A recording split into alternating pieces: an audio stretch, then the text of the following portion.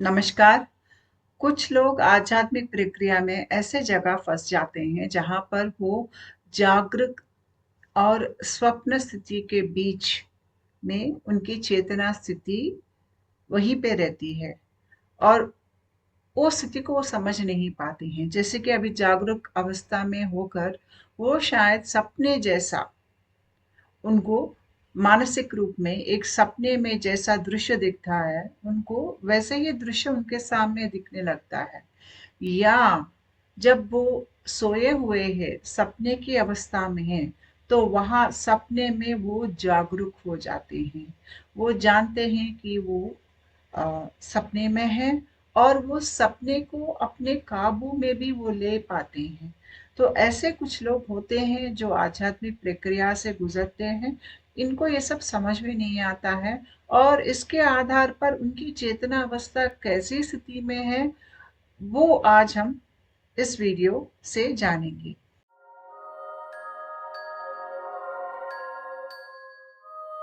जब हम आध्यात्मिक प्रक्रिया से गुजरते हैं तो हमारी सपने की जो अवस्था है वो बढ़ जाती है, यानी कि हम ज़्यादा सपना देखना शुरू कर देते हैं। एक दशा में तो बहुत ही ज़्यादा सपना देखते हैं। इसकी वजह ये है कि हमारी सबकॉन्शियस माइंड खुल जाती है। हमारी सबकॉन्शियस माइंड हमारी जो माइंड है वो 3 भाग में बटी हुई है। पहले तो है कॉन्शियस माइंड, जो हम चेतना अवस्था जहाँ पर हम जागृत है, वो है कॉन्शियस माइंड। सबकॉन्शियस माइंड वो चेतना अवस्था होती है जहाँ पर हम सपने में रहते हैं और सबकॉन्शियस माइंड में ही हमारा अनेक जन्म की जो वृत्तांत है या हमारी जो अच्छाई है, जो बुराई है, जो हमारी क्षमता है, हमारी रहस्य जो सब है, वो सब सबकॉन्शियस माइंड में रहते हैं। अपनी गाथा जो बहुत जन्मों के ऊपर बनी हुई है, वो सब सबकॉन्शियस माइंड में रहता है। हमारे कर्म भी यहीं पर रहते हैं। उसके और नीचे गहरे में अनकॉन्शियस माइंड रहता है। अनकॉन्शियस माइंड ये विश्व से जो जुड़ी हुई वृत्तांत है या हमारे अनेक जो पुराण है, मार्मिक चिन्ह जो है, या जो सृष्टि में जो अनेक ज्ञान विज्ञान, ज्योतिष शास्त्र या विचार, बुद्धि, ऊपरी स्थाई की जो हमारे अंदर इंटेलिजेंस रहती है, वो सब अनकॉन्शियस माइंड से आती है। तो पहले जब हमको गुरु से शक्तिपात मिलती है, हमारी सबकॉन्शियस माइंड खुल जाता है। या हम कुछ साधना करते हैं तो वो साधना हम इसीलिए करते हैं कि हमारी सबकॉन्शियस माइंड खुल जाए, क्योंकि सबकॉन्शियस माइंड हमेशा बंद ही रहता है। जब आदमी आखिरी जन्मों में आता है तभी ये खुलता है और ये गुरु की कृपा से खुलता है। तो जब सबकॉन्शियस माइंड खुलता है तो अनेक स्वप्न हम देखना शुरू कर देते हैं और इसका जो लिंक है सबकॉन्शियस माइंड का, वो स्वादिष्ठाना चक्र से है। यानी कि सबसे नीचे वाला जो चक्र है वो मूलाधार चक्र होता है। उससे थोड़ा ऊपर जो चक्र है वो स्वादिष्ठाना चक्र होता है। तो हमारा स्वप्नों का जो मुख्य केंद्र होता है वो ये स्वादिष्ठान चक्र भाग होता है। यानी कि नाभि के नीचे की स्थान जो है वही हमारा अ, स्वप्नों के साथ जुड़ा होता है। तो यहाँ पर आप अनेक जल वाले स्वप्न भी देखना शुरू कर देंगे। अभी जब जो सपने हम देखते हैं, सपने के अलावा हमको दर्शन दिखते हैं तीसरे आंख में। कभी कभी दैविक दर्शन होते हैं, कभी कभी सूक्ष्म लोक के अनेक जो एंटिटीज हैं उनको हम देखते हैं। और कभी कभी हमारे स्वप्न इतने स्पष्ट रूप से हमें याद रहते हैं कि उसमें हर एक रंग हमें याद रहता है, हर एक दृश्य हमें याद रहता है। ये बहुत ही स्पष्ट वाले सपने हैं। मैं ऐसे सपने और दर्शन के बारे में यहाँ पर बात नहीं कर रही हूँ। मैं बात कर रही हूँ लूसिड ड्रीमिंग के बारे में। तो ये लूसिड ड्रीमिंग क्या होती है? लूसिड ड्रीमिंग ऐसे एक सपने की अवस्था होती है जहाँ पर वो इंसान को वो सपने में जागृत होकर है वो, यानी कि वो उनको एहसास है कि वो स्वप्न के दुनिया में फंसे हैं, वो जागरूक है वहां पर। वो स्वप्न और जो जागरूक अवस्था है उसके बीच में कहीं वो है। और जब सबकॉन्शियस माइंड खुल जाता है तो, क्योंकि सबकॉन्शियस माइंड खुलता है तो जागरूक और जो स्वप्न अवस्था है उसके बीच की जो रेखा है वो थोड़ी यहाँ पर मिट जाती है। यहाँ पर देख रहे, जागरूक स्थिति जो कॉन्शियस माइंड से जुड़ा है, स्वप्न स्थिति जो सबकॉन्शियस माइंड के साथ जुड़ा हुआ है, और दीर्घ निद्रा अवस्था जो अनकॉन्शियस माइंड के साथ जुड़ा हुआ है। तो ये जो तीन स्थिति है, अभी जो कॉन्शियस और सबकॉन्शियस के बीच में जो आपको रेखा दिख रहा है, वो रेखा यहाँ पर देखिए वो मिट रहा है। जब वो थोड़ा थोड़ा मिटेगा तो आपकी सपने की अवस्था जागृत स्थिति में आ जाएगी, और जागृत अवस्था सपने के स्थिति के साथ कहीं ना कहीं कुल मिल जाएगी। तो यहाँ पर आप पहचान नहीं पाएंगे कि आप जागरूक अवस्था में हैं या सपने में हैं। सपने में आप जागरूक होकर है, कभी कभी पहचान भी लेते हैं कि मैं सपने में अभी मैं जागरूक हूँ। और कभी कभी आप जब जागरूक अवस्था में हैं तो आपको सपने आपके सामने दिखना शुरू हो जाएंगे। यानी कि शायद आपको सपने में आपके ऊपर फूल बरसता दिखता होगा। वो अभी आपको जागरूक अवस्था में आपको फूल स्पष्ट रूप से आपके ऊपर गिरते हुए आपको नजर आएंगे, लेकिन वहां पे फूल नहीं होंगे क्योंकि वो फूल आ रहे हैं आपकी स्वप्न स्थिति से। तो इसकी एक ये होता है कि जब हमारे सबकॉन्शियस माइंड खुल जाता है उसमें जो बहुत मटेरियल है वो बहुत बाहर आने लगता है। हम अपने सबकॉन्शियस माइंड के द्वारा ही बाहर दुनिया से हम मैसेजेस हम भिजा सकते हैं, कम्युनिकेट कर पाते हैं अपने सबकॉन्शियस माइंड के अंदर से। तो यहाँ पर क्या होता है कि जब सबकॉन्शियस माइंड खुल जाता है तो आदमी को एक रूट मिल जाता है दूसरे तल के साथ जुड़ने का, दूसरे एंटिटीज के साथ बात करने का, अपने अनेक जो उनके अंदर जो दुनिया है वो सब बाहर आकर उसके उनके सामने वो सब दुनिया दुनिया रूप धारण करने लग जाती है। तो यहाँ पर लूसिड ड्रीमिंग में ऐसा होता है कि हम जानते हैं कि हम सपना देख रहे हैं। कभी कभी हमें लगता है कि हम अपने सपने में हम ही हीरो है या हीरोइन है। आपको कभी कभी ये भी लगता होगा कि शायद आप ही आपके सपने लिख रहे हैं, उसमें जो बाकी पात्र है उसका विश्लेषण भी आप ही कर रहे हैं, या कोई पात्र है जो आपके सपने में जो कहानी की धारा वो निर्णय वो कर रहे हैं। ये सपने बहुत ही ज्यादा उनका जो सेंसरी इम्प्रेशंस होते हैं, यानी कि जो रंग आप देखते हैं, जो रूप आप देखते हैं, वहाँ की जो स्मेल्स आपको आते हैं या स्पर्श जो आते हैं, बहुत ही गहरा आपके ऊपर एक छाप छोड़ता है। इतना वो असली लगता है कि आप कभी कभी आप कंफ्यूज हो जाएंगे क्या ये सपना है या हकीकत है। और आप ये भी देख पाते हैं कि थोड़ा अनुभव के साथ आप अपने सपनों को और सपनों की दुनिया को आप उसका निर्माण आप कर पा रहे हो, वो दुनिया आप तैयार कर पा रहे हो आपके आंखों के सामने। तो ये लूसिड ड्रीमिंग ऐसी एक स्थिति है जहां पर एक इंसान सपनों के दुनिया में जीना शुरू कर देता है, और वो दुनिया इतने सच लगते हैं कि वो हकीकत जैसा ही हो जाता है। और कभी कभी इनको कंफ्यूजन भी होता है कि क्या मैं सपने में हूँ या क्या मैं हकीकत में हूँ। तो यहाँ पर एक स्थिति यह होती है कि लूसिड ड्रीमिंग में वो इंसान को मालूम है कि वो सपने में फंसे हुए हैं, और वो सपनों की दुनिया को अपने काबू में लेकर उसको अपने मन चाहे तरीके से उसको घुमा सकते हैं या उसका स्टोरी बदल सकते हैं। और ये जो लूसिड ड्रीमिंग है, ये हम कुछ ऐसे तरीका है जहाँ पे कुछ ऐसे दवाई है या कुछ लाइट के टेक्निक्स यूज करके या कुछ सोने का टेक्निक्स यूज करते करके आने वाली टेक्निक्स यूज करके हम ये लूसिड ड्रीमिंग हम कर सकते हैं। अपने आप को वैसी स्थिति में हम डाल सकते हैं, लेकिन इसका हमको बहुत प्रैक्टिस चाहिए और तरीका भी मालूम होना चाहिए। और जब हम लूसिड ड्रीमिंग में हैं, तो हम कैसे मान ले कि हम लूसिड ड्रीमिंग में हैं, क्योंकि ये लूसिड ड्रीमिंग इतना सच लगने लगता है, तो हम कैसे मानेंगे?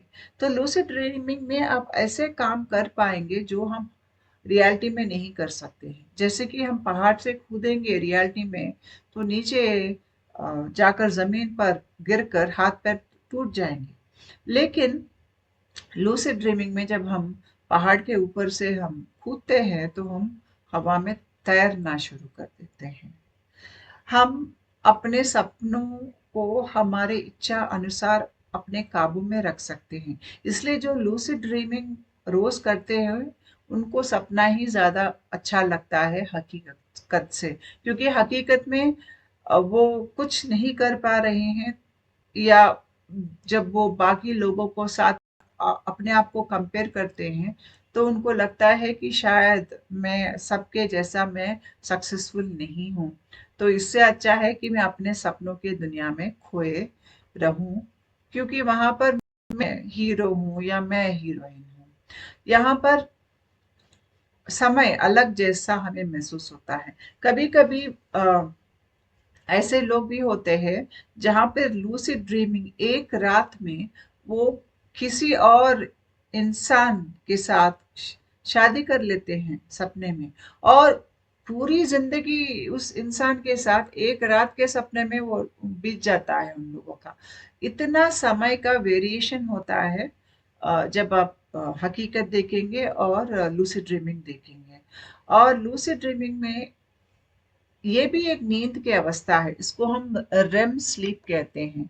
तो रेम स्लीप में ये होता है कि जब आप नींद में सो जाते हैं, कुछ वक्त के बाद रेम स्लीप शुरू हो जाता है। यहाँ पर हम सबकॉन्शियस माइंड में रहते हैं, और यहीं पे हमारी स्वप्न की अवस्था होती है, और यहाँ पर हार्ट बीट बदल जाता है और शरीर में कुछ अलग बदलाव आते हैं।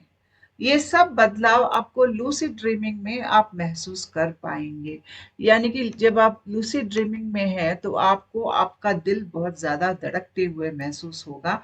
जो रेम स्लीप में जो हमारे शरीर में अनेक चेंजेस आते हैं, वो सब आपको लूसिड ड्रीमिंग में आप महसूस कर पाएंगे। अगर आप अपने सांस को चेक करेंगे, तो आप वहां पर सांस नहीं लेते होंगे।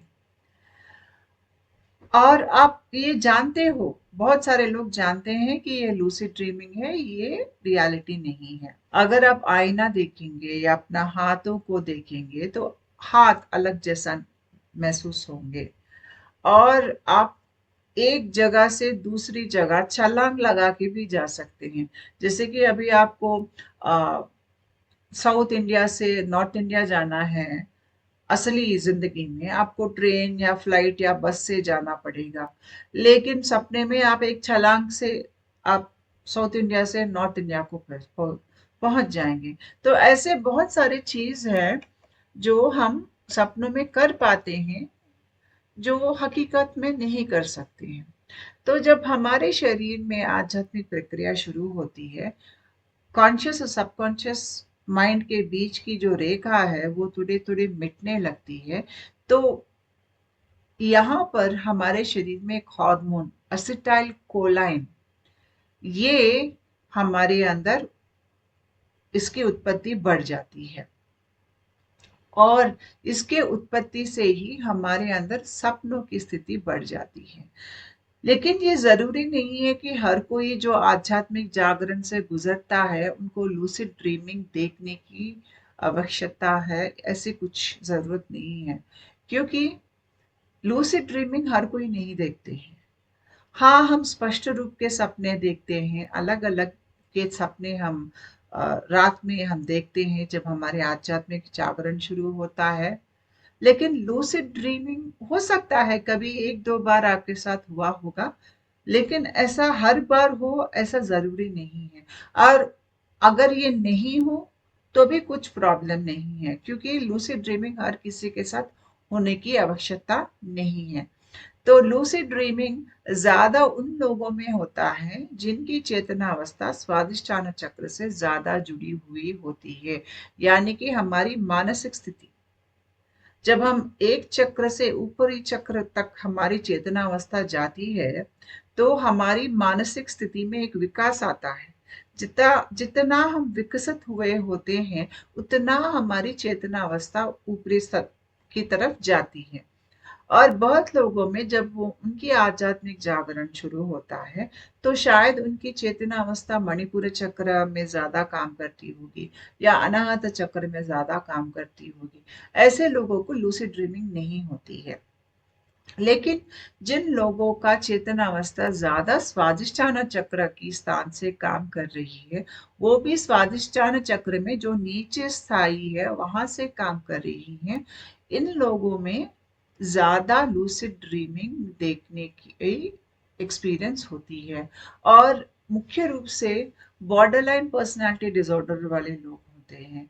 इनमें बहुत सारे लोगों को लूसिड ड्रीमिंग एक आम बात होती है, जहाँ पर वो अपने सपनों के दुनिया में सपने बनाकर, सपनों में आप बड़े-बड़े आप बिल्डिंग्स बनाते हैं, अ, बड़े-बड़े वहाँ पर आर्किटेक्चर होता है, या जो उनकी अपनी चाहते हैं, वो सब सपनों में वो जीना शुरू कर देते हैं।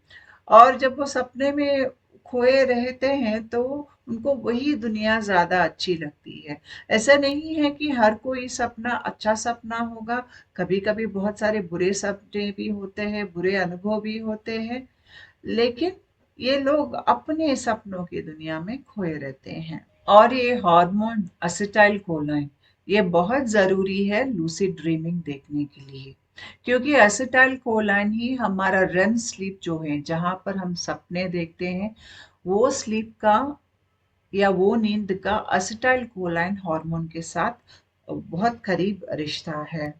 तो जो हम सपने में हम जागरूक हो जाते हैं लूसिड ड्रीमिंग में, जहाँ पे मैं जानता हूँ कि ये सपना है और ये सपने में मैं जागरूक अवस्था पे में हूँ, तो ये चेतना अवस्था असिटाइलकोलाइन से आती है। और इसी के वजह से ऐसे लोगों को उनके सपने बहुत अच्छी तरीके से याद रहते हैं।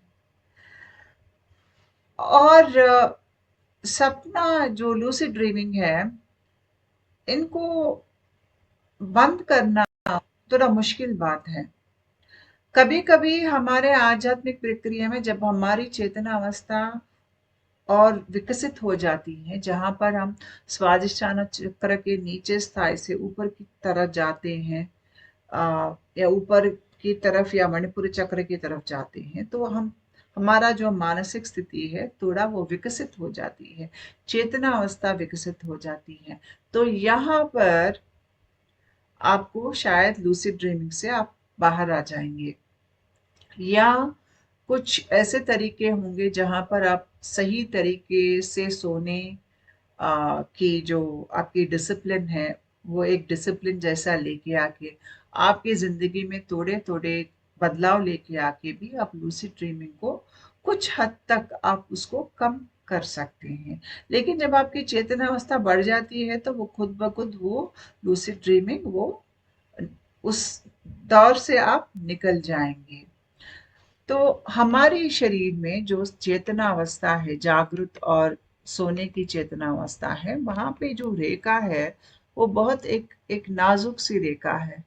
जब हमारे अंदर आध्यात्मिक जागरण हो जाता है, तो ये रेखा मिट जाती है, और इसके वजह से ये जो वेकिंग स्टेट है, ड्रीम स्टेट है, वो दोनों के बीच में कहीं ना कहीं हम इस तरफ या उस तरफ जाना शुरू कर देते हैं। लेकिन ये हर किसी के साथ नहीं होता है लूसिड ड्रीमिंग, वो कुछ लोगों के साथ ही होता है।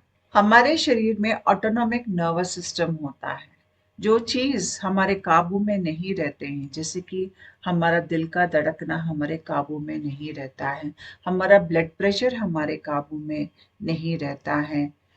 ऐसे शरीर में बहुत सारे शरीर के प्रक्रिया है जो हमारे काबू में नहीं रहते हैं।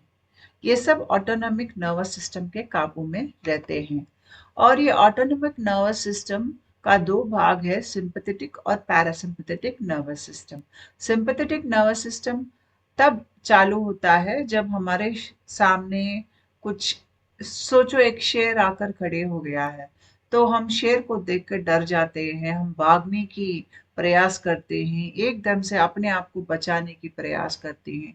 तो यहाँ पर सिंपैथेटिक नर्वस सिस्टम एक्टिवेट हो जाता है। यानी कि जब आप बाहर काम करते हो दुनिया में, जहाँ पर आपको लगता है कि कंपटीशन है, मुझे अपने आप को बचाना है, अपने वजूद को पहचानना, बचा कर रखना है उसको, जब आप ऐसे स्थिति में है तो ज़्यादा सिंपैथेटिक नर्वस सिस्टम एक्टिवेट होकर अ, उसी के काबू में हम रहते हैं। पैरासिम्पैथेटिक ज़्यादा हम जब विश्राम समय में रहते हैं, तब पैरासिम्पैथेटिक नर्वस सिस्टम हमारे अंदर एक्टिवेट होता है, नींद के समय में भी। तो यही सिंपैथेटिक और पैरासिम्पैथेटिक नर्वस सिस्टम हमारे शरीर में इड़ा और पिंगला नाड़ी है। जो सुषुम्ना नाड़ी होता है बीच में, उसके जो इर्द गिर्द दो नाड़ी ऐसे जा रहे हैं। जो राइट साइड को है वो पिंगला नाड़ी है, लाल वाला यहाँ पर, और जो ब्लू कलर में है वो इड़ा नाड़ी है। तो आध्यात्मिक प्रक्रिया में क्या होता है, हम अनेक साधन करके अपने आप को शांत करने की प्रयास करते हैं। जब हम अपने आप को शांत करने की प्रयास करते हैं तो इड़ा नाड़ी ज्यादा बहने लगता है, और इड़ा नाड़ी ज्यादा बहने की वजह से आपके शरीर में एसिटाइल कोलाइन ज्यादा शुरू हो जाता है, उसका प्रोडक्शन, जिसके वजह से, क्योंकि ये इड़ा नाड़ी पैरासिम्पैथेटिक नर्वस सिस्टम के साथ जुड़ा है, और पैरासिम्पैथेटिक नर्वस सिस्टम आपकी नींद, आपके सपने, इसके सबके साथ, सबकॉन्शियस माइंड सबके साथ ये जुड़ा हुआ है।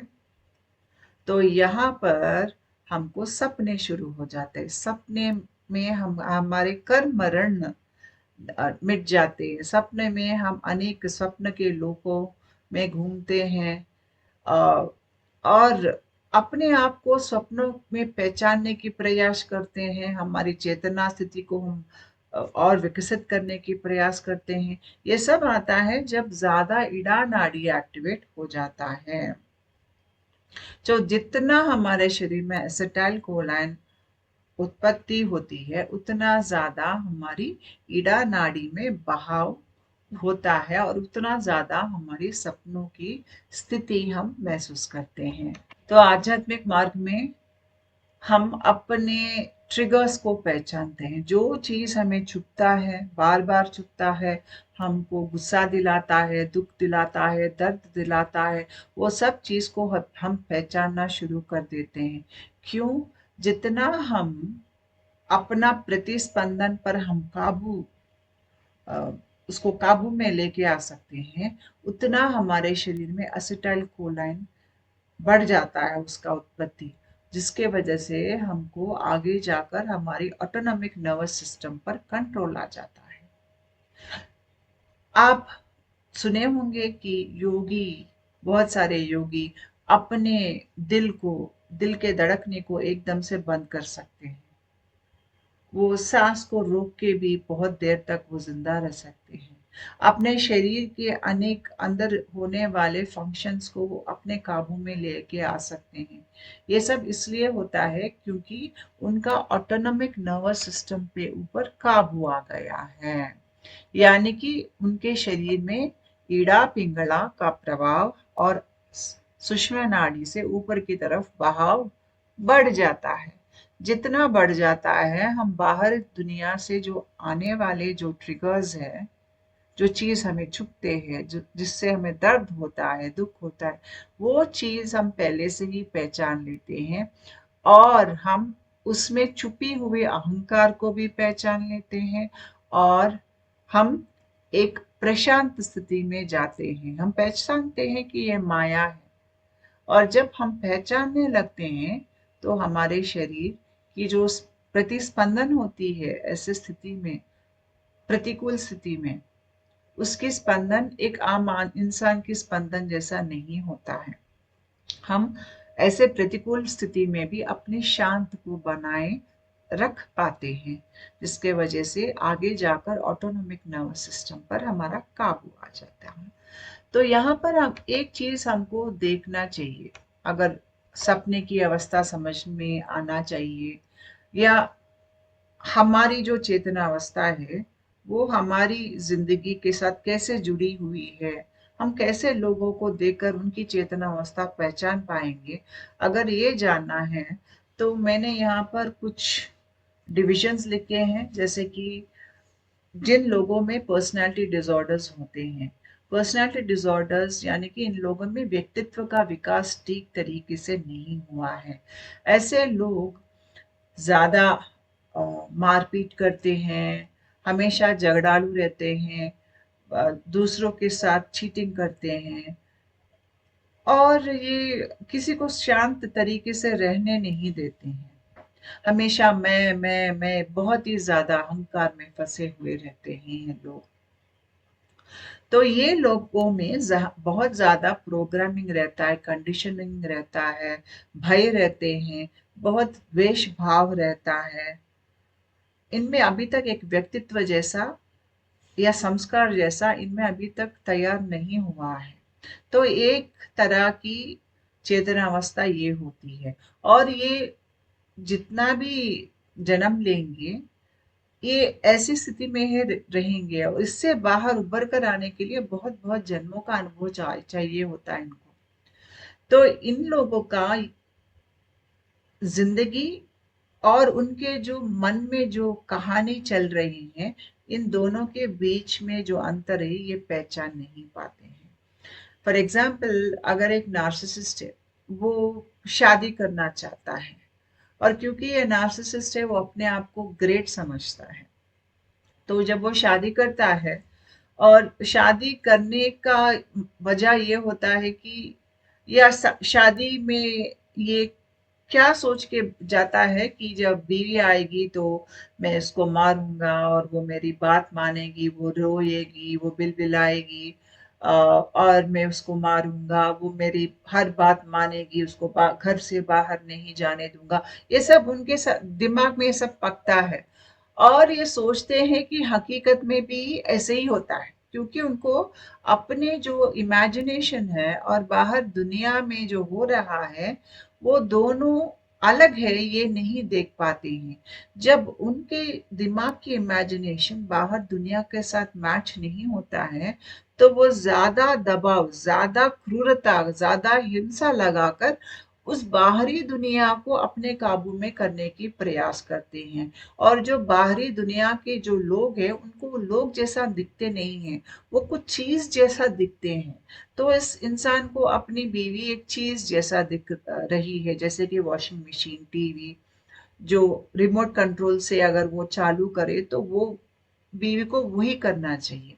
लेकिन अगर असल जिंदगी में ऐसे बीवी नहीं मिली, बीवी ऐसे मिली कि कुछ बोल दो तो झगड़ा शुरू कर देती है, तो एकदम से ये नार्सिसिस्ट परेशान हो जाता है कि मेरी जो कहानी है, उस कहानी की जो किरदार है वो मेरे खिलाफ कैसे बात कर सकता है, उसको तो दबकर जीना पड़ेगा।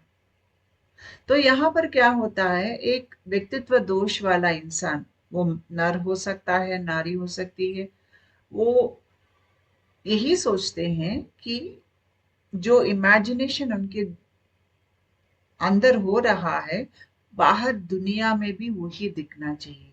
अगर नहीं दिखता है तो बाहर दुनिया अच्छी नहीं है। अगर वो इमेजिनेशन बाहर मनुष्य में नहीं दिखता है तो वो मनुष्य अच्छा नहीं है, और वो बहुत ही विक्टिम है, पीड़ित है वो। अगर वो किसी और को मारने चाहते हैं और अगर वो इंसान अपने आप को प्रोटेक्ट कर लेता है इनसे, तो ये एकदम से ये विक्टिम हो जाते हैं। क्यों?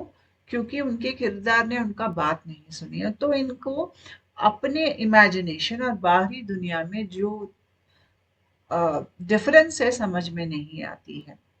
उसके बाद व्यक्तित्व, जो लोग हैं जिनकी एक अच्छी व्यक्तित्व रहती है, मैंने इंग्लिश में एक वीडियो सीरीज बनाया है, एनियाग्राम एंड पर्सनालिटी टाइप। आप उस वीडियो सीरीज को देखिए।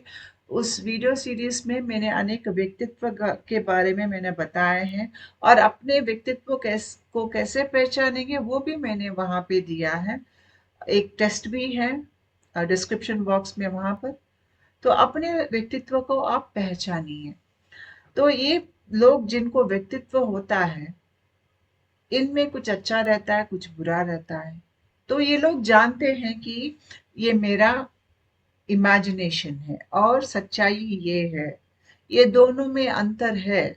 मैं जानता हूँ, मैं दुनिया से कुछ कुछ चाहता हूँ, लेकिन जब वो मुझे बाहर नहीं मिलती है तो मेरे में इतना दिमाग है कि मैं पहचानूं कि मेरी जो एक्सपेक्टेशन है बाहर दुनिया से वो नहीं आ रही है, क्योंकि मेरी एक्सपेक्टेशन अलग है और दुनिया अलग है। ये मामूली लोग हैं।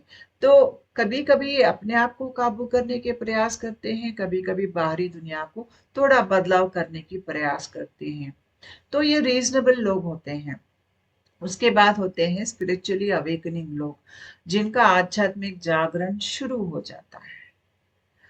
ऐसे लोग जिनका जागरण शुरू हो जाता है, उनके सबकॉन्शियस माइंड खुल जाता है, तो इनके अनुभव बाकी लोग जो दुनिया में है, जैसे कि 99% की जो लोग हैं, उनके अनुभव से इनके अनुभव मेल नहीं खाते हैं, क्योंकि ये इनका संख्या बहुत कम होती है और इनकी चेतना अवस्था बढ़ रही है। बढ़ने की वजह से अभी हम जागरूक स्थिति में ही नहीं, हम स्वप्नों की स्थिति में भी जागरूक हो रहे हैं, और वहां की दुनिया भी हम देखना शुरू कर देते हैं। हम सपने की स्थिति में भी हम जागरूक हैं। एक आम इंसान जो वेकफुल स्टेट होता है, वहां भी वो सोए हुए हैं, वो अपनी इमेजिनेशन में खोए हुए हैं। लेकिन जो इंसान आध्यात्मिक प्रक्रिया से जा रहा है, वो एकदम से उठ रहा है, सपनों की स्थिति में भी उठ रहा है, वहां भी नहीं सो रहा है। ये हमेशा नहीं होती है, लेकिन कभी कभी आप देखेंगे कि आप सपने की स्थिति में भी आप जागरूक हैं, क्योंकि आपके शरीर में वो हार्मोन की बदलाव आ रही है। बहुत सारे लोग एस्ट्रल ट्रैवलिंग भी करती है। एस्ट्रल ट्रैवलिंग अलग होती है लूसिड ड्रीमिंग से। एस्ट्रल ट्रैवल में आपकी सूक्ष्म देह बाहर आके सूक्ष्म यान करता है, बाकी डायमेंशंस में तल में जाकर आता है। तो इसका और लूसिड ड्रीमिंग का ये फर्क होता है कि लूसिड ड्रीमिंग में ये अपनी कहानी है, आपका सपना है, सब किरदार आपके सपने में ही है। लेकिन एस्ट्रल ट्रैवलिंग ऐसा नहीं है। एस्ट्रल ट्रैवलिंग में आप सही में बहुत डायमेंशंस के बीच में आप ट्रैवल कर रहे हो, तो वो आपकी सपना नहीं है। वहां पे आप अलग अलग एंटिटीज को आप मिलेंगे, जो आपके सपने के किरदार नहीं होते हैं, या पात्र नहीं, वो पोषण नहीं कर रहे हैं आपके सपने में। जितना हम आध्यात्मिक रूप से बदलते हैं, तो हमारे अंदर यहाँ पे हमारी हायर सेल्फ रहती है, यानी कि हमारे अ, शरीर में हमारे अनेक जन्म की जो एक एसेंस कह सकते हैं, वो यहाँ पर रहता है, और इसे हम अंतरात्मा भी कहते हैं। जब हमारी अंदर की अंतरात्मा जागरूक हो जाती है, तो इसका हमारे बढ़ते हुए सपनों के साथ कनेक्शन होता है, और जितना हम सपने में हमारा कर्म ऋण हम क्लियर कर देते हैं, उतना ज्यादा हमको इस स्थान से कनेक्शन ज्यादा हमको मिल जाता है। तीसरी आंख के सिम्टम्स हम महसूस करते हैं। हम बहुत जल्दी जल्दी आध्यात्मिक रूप से बदलते हैं। हमको सिंक्रोनिसिटीज महसूस होते हैं। ये सब मिलजुल के ही होते हैं। तो जितना हमारी चेतना अवस्था बढ़ती है, उतना हम असली दुनिया से अभी सपनों की दुनिया में जाते हैं। पहले जो इंसान में चेतना अवस्था बहुत कम है, वो अपनी इमेजिनेशन में रहता है, वो जो अंदर सोचता है वो सोचता है कि वो बाहर वही होना चाहिए। उसके ऊपर एक आम इंसान होता है जिसका व्यक्तित्व होता है, वो जानता है कि अपनी एक्सपेक्टेशन और बाहरी दुनिया की बीच की डिफरेंस को वो पहचानता है। उसके ऊपर आता है आध्यात्मिक रूप से बदलने वाला इंसान, जो अभी जो उनकी वेकफुल स्टेट है उसके अलावा भी सपनों की दुनिया की भी वो सौदागर हो जाते हैं। और ये सपने देखने का, अनुभव करने का, हमारा आध्यात्मिक प्रक्रिया में हमारा मानसिक विकास होने का साथ हमारा बहुत गहरा संबंध होता है। तो जितना हम बढ़ते हैं आध्यात्मिक रूप से, एक दशा में हम ये सपनों से भी बाहर आ जाते हैं। जब हम पूरी तरह से आध्यात्मिक एक ऊपरी स्थाई तक आ जाते हैं, जहाँ पर हम ज्यादा हमारे ऑटोनॉमिक नर्वस सिस्टम को काबू में भी लेके आ सकते हैं। जब ऐसी स्थिति में हम जाते हैं तो सपने कम हो जाते हैं। और यहाँ पर योगी हमेशा जागरूक रहता है, यानी कि इनको वेकफुल स्टेट अलग, सपने की स्टेट अलग, डीप स्लीप स्टेट अलग, ऐसा नहीं रहता है। ये सब पे सबसे परे होकर वो एक जागरूक विटनेस स्टेट में वो जी पाते हैं। जो ज्यादातर सपनों के लोक में फंसे रहते हैं उनकी मानसिक स्थिति स्वादिष्टान चक्र से ज्यादा काम करती है। और स्वादिष्टान चक्र में अनेक ऐसे इश्यूज रहते हैं, जैसे कि एडिक्शंस रहते हैं, सेक्सुअल एडिक्शंस भी बहुत ज्यादा रहते हैं, अटैचमेंट्स, किसी के साथ मोह माया प्यार में सा फंस के अपने आप को बाहर नहीं निकल पाना, बहुत ही ज्यादा भावनाओं के साथ जूझना, जो चीज अब है उनके जिंदगी में उनको पसंद नहीं आता है, उनको ऐसा लगता है कि मैं कहीं भाग जाऊंगी तो अच्छा होगा, कनेक्ट नहीं कर पाते हैं। उनको लगता है कि वो अंदर से खाली हैं, खोखले हैं, अपने आप को पहचान नहीं पाते हैं, कहीं खो गए हैं, किसी के साथ ठीक से जुड़ नहीं पाते हैं। ये अनेक कष्ट होते हैं स्वादिष्टान चक्र के भाग में। और अच्छा बात ये होता है कि लोग आर्ट्स, ज्ञान, इंट्यूशन यानी कि अंतर्दृष्टि ज्यादा रहता है लोगों में क्रिएटिविटी ज्यादा रहता है, अपने आप को पहचानने की जो चाहत है वो ज्यादा रहती है। वो बहुत सारे ये सूक्ष्म लोक को वो संचार करते हैं, और वहां से बहुत ज्यादा वो जानकारी ज्ञान भी प्राप्त कर लेते हैं। तो ये सब लूसिड ड्रीमिंग जो है उनके साथ ये सब ज्यादातर होता है। और जब इस इंसान की चेतनावस्था बहुत बढ़ जाती है, लूसिड ड्रीमिंग से भी ऊपर उठकर मानसिक विकास होता है, तो वो अपने सपनों को ज्यादा वो प्रश्न करने लगते हैं, अपने साधना को बढ़ाने की प्रयास करते हैं। क्योंकि जब वो बहुत ज्यादा ये लूसिड ड्रीमिंग में फंस जाते हैं तो साधना के तरफ उनका इंटरेस्ट जो है कम हो जाता है। वो अपने आप को भी ठीक से नहीं रख पाते हैं, जिस जगह रह रहे हैं, जैसे उनकी हाइजीन है, उसका भी वो ठीक तरीके से अपने आप को नहीं रख पाते हैं। बहुत गुस्सा जल्दी आ जाता है, या क्रोध आ जाता है, या अ, एक भावनाएं जो अलग अलग है, बहुत ज्यादा उस भावना से वो जूझते रहते हैं। तो यहाँ पर जब वो लूसिड ड्रीमिंग से बाहर आने लगते हैं तो ज्यादा साधना करना करते हैं, जिसके वजह से उनकी व्यक्तित्व का विकास होता है, मानसिक विकास होता है, और ये हार्ट इलेक्ट्रोमैग्नेटिक फील्ड का भी विकास होता है, जिसके वजह से वो उनकी चेतना अवस्था बढ़ जाती है। और ये चेतना अवस्था और भी बढ़ जाती है जब ये यहाँ पर थर्ड आई के साथ इनका कनेक्शन होता है। ये थर्ड आई के ऊपर हमारा बुद्धि चक्र रहता है। ये बुद्धि चक्र ही हमारा टाइम के साथ कनेक्शन, अभी आप पहचानते हैं कि ये वक्त गुजर रहा है, ये पहचानने की क्षमता आप में आपकी बुद्धि चक्र से आती है। तो हमारे सपनों में ये समय जो है अलग-अलग तरीके से काम करती है। जैसे पृथ्वी पे है वैसा काम नहीं करती है। और ये सब मिलकर जो काल का हमारा मूल है वो होता है बुद्धि चक्र, वहां के साथ ये सब जुड़ा हुआ रहता है।